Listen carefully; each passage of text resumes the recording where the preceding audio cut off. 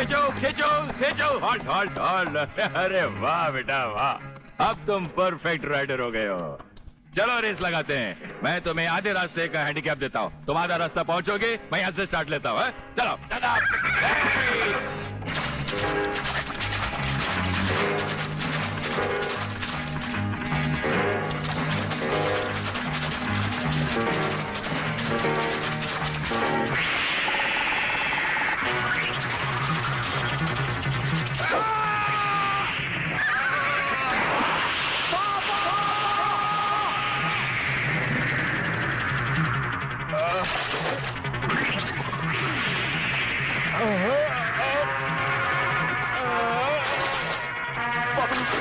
पापा, ये तुम्हें क्या हो गया पापा?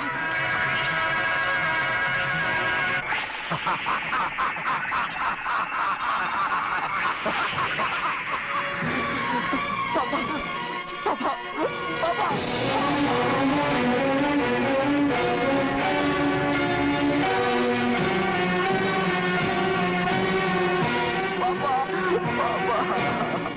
मगर स्वामी जी, ये छोटी बात नहीं है। किसी दिन अगर उसने आपको पहचान लिया तो? गोटिया, जिस दिन उसकी आंखें मुझे पहचान लेगी, उसी दिन उसे भी उसके बाप के पास पहुंचा दिया जाएगा।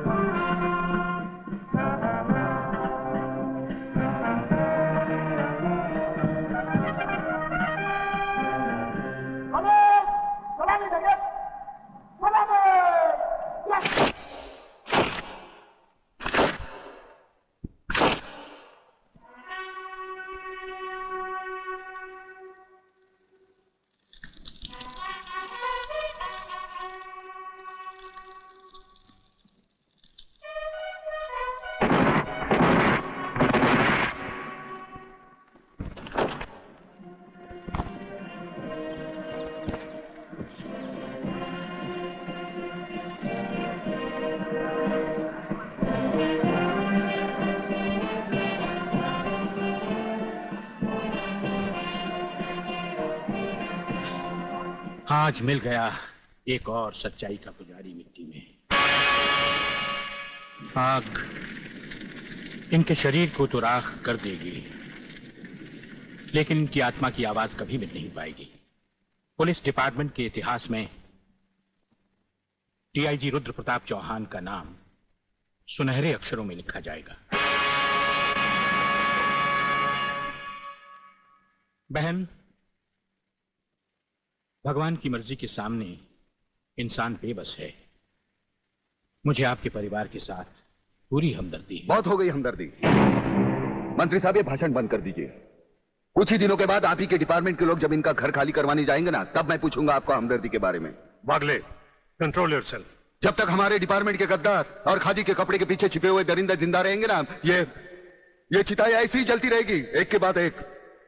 कुछ चंद सिक्के मिलेंगे भाभी को सरकार की तरफ से भविष्य के लिए। Bagle, stop it. बोलने दो इसे, ठीक ही तो कह रहा है। लेकिन मैं वचन देता हूं कि डीआईजी रुद्र प्रताप की कुर्बानी व्यर्थ नहीं जाएगी। मैंने दिल्ली में केंद्र सरकार से बात कर ली है।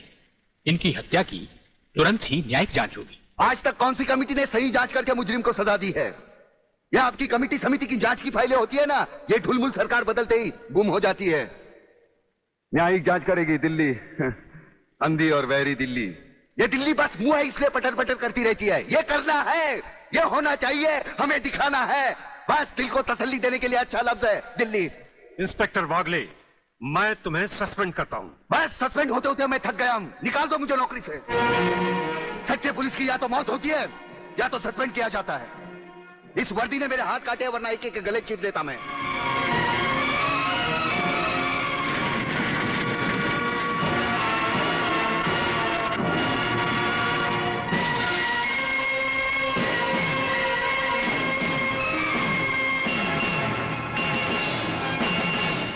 आप सब अच्छी तरह से सुन लें कि आज की इस मीटिंग के बाद मैं इस मामले में और कोई मीटिंग नहीं बुलाऊंगा।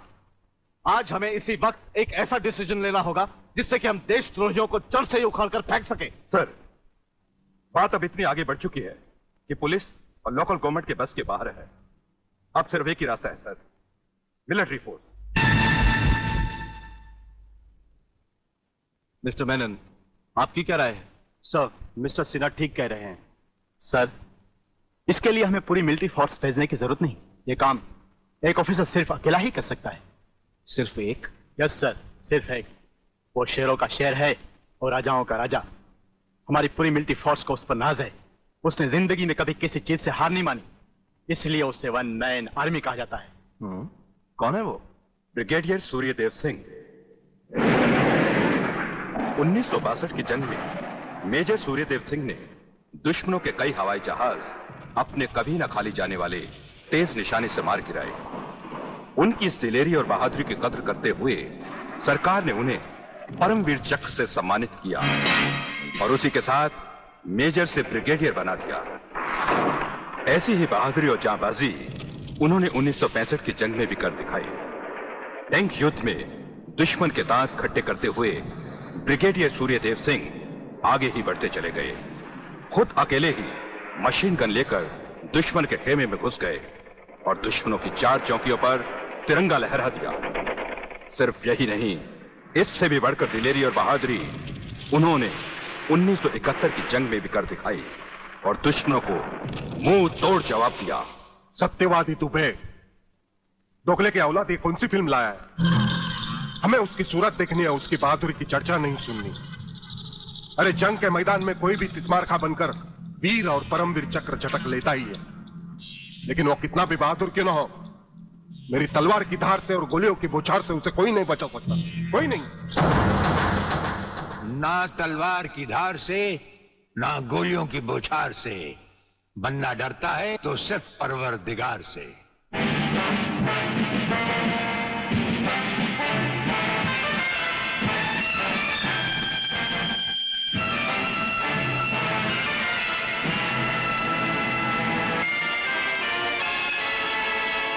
ब्रिगेडियर सूर्यदेव सिंह? अच्छा, तो यही है तुम्हारा ब्रिगेडियर सूर्यदेव सिंह। ढूंढ लो इसे। खबरदार, कोई हिलेगा नहीं। हमारे कमांडोज ने तुम्हारे सब साथियों को घेर रखा है। स्वामी जी, जरा अपने पीछे भी नजर डालो। ये कमांडो बड़ा खतरनाक है। तुम्हारा बाप है, पत्ता हिलने से पहले ही पेड़ काट डालता है। तुम्हारी भलाई अब इसी में है कि बिना हिले जुले खामोश खड़े रहो।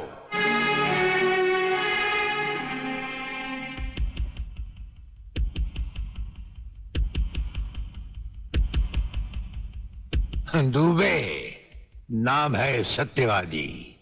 सत्यवादी दुबे। जैसे गधे की पीठ पर घोड़े की जीन अच्छी नहीं लगती, वैसे ही तुम्हारे कंधों पर ये सितारे अच्छे नहीं लगते।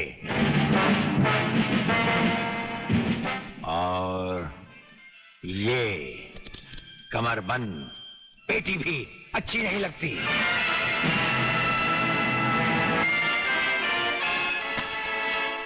अब वो कसम याद करो जो तुमने खाई थी ये वर्दी पहनने से पहले। हम कसम खाते हैं कि हम पूरी ईमानदारी और वफादारी से देश और कानून की रक्षा करेंगे।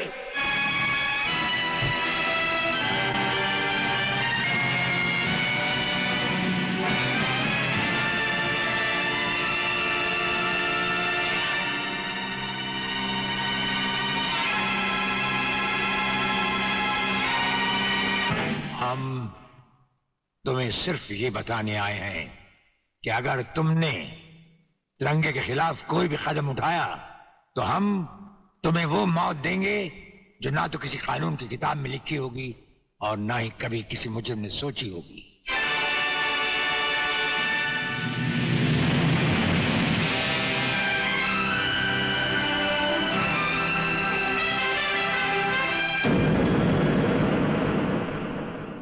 Hello, inspector Wagle speaking. No, suspended inspector Shivaji Rao Wagle speaking. Sir, DSP साहब ने आपको अर्जेंट बुलाया है, कल से ड्यूटी ज्वाइन करनी है। फिर?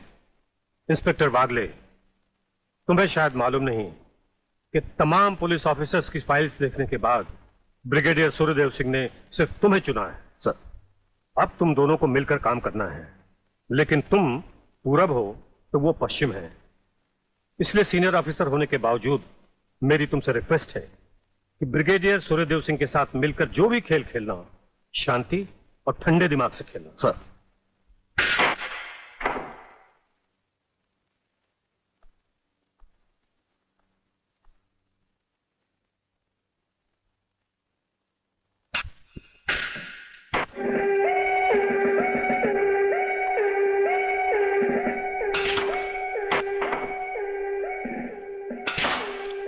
बड़े प्यार से खेलते हैं आप।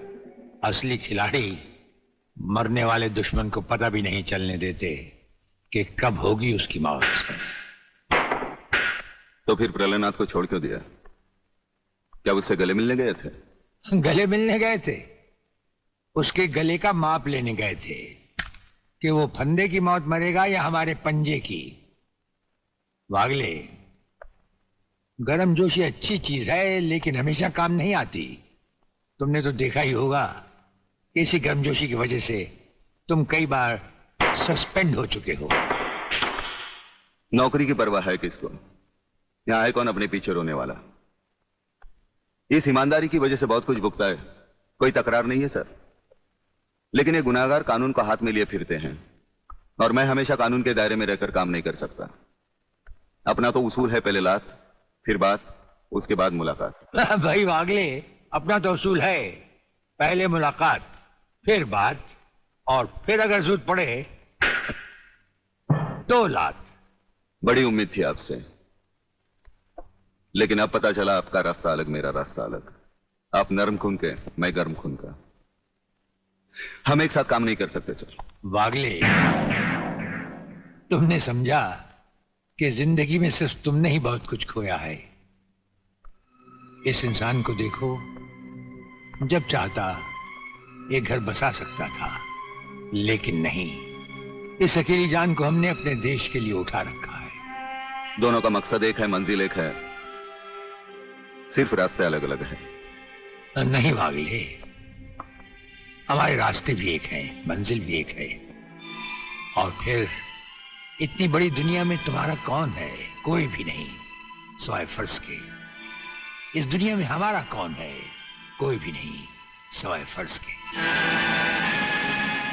अगर फर्क है तो सिर्फ सोचने के ढंग में और काम करने के तरीके में। अब हमें इस फर्क को मिटाते हुए ये युद्ध एक साथ लड़ना होगा।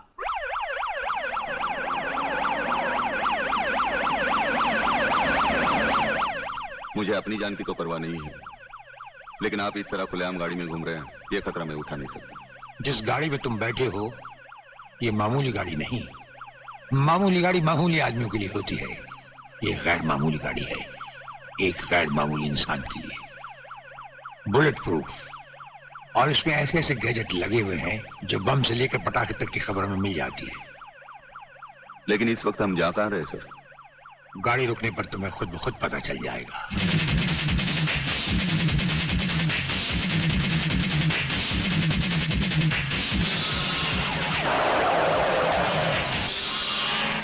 वागले, यहां हमारा घर है।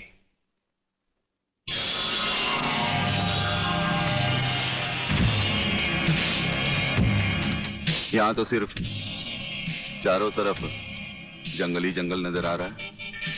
रहने की तो कोई जगह ही नजर नहीं आ रही। अभी नजर आ जाएगा। बहादुर,